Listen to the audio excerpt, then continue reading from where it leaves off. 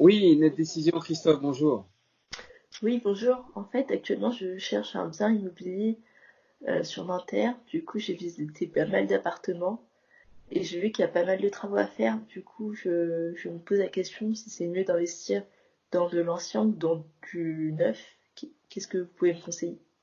Ah, alors les deux ont leur avantage et leur inconvénient. Le charme de l'ancien, les grandes ouvertures, les grandes hauteurs sous plafond, les cheminées en marbre, c'est l'ancien. L'avantage de l'ancien, c'est qu'on connaît son voisinage, on sait qui est à côté, on sait comment la copropriété fonctionne. Ensuite, l'avantage de l'ancien, c'est qu'on peut négocier le prix, parce que souvent, à cause qu'il y a des travaux, on peut négocier le prix avec le propriétaire qui peut accepter des négociations. Et le troisième avantage, c'est que vous pouvez faire les travaux à votre goût aussi.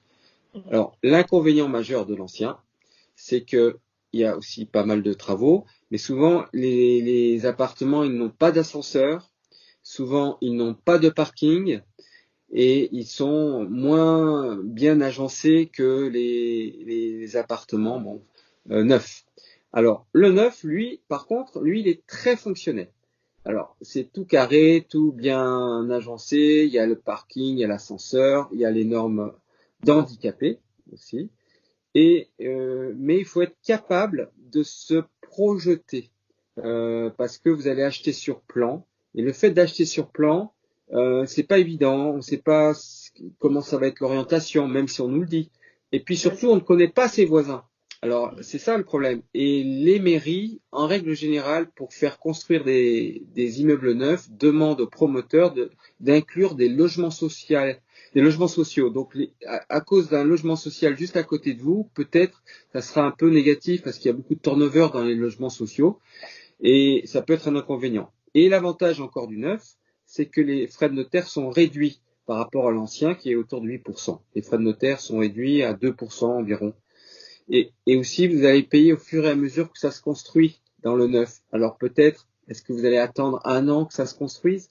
Voilà. Alors l'avantage du neuf, c'est qu'il y a une garantie décennale. S'il y a un défaut dans l'immeuble, pendant 10 ans, vous êtes protégé. Il vous refait tout.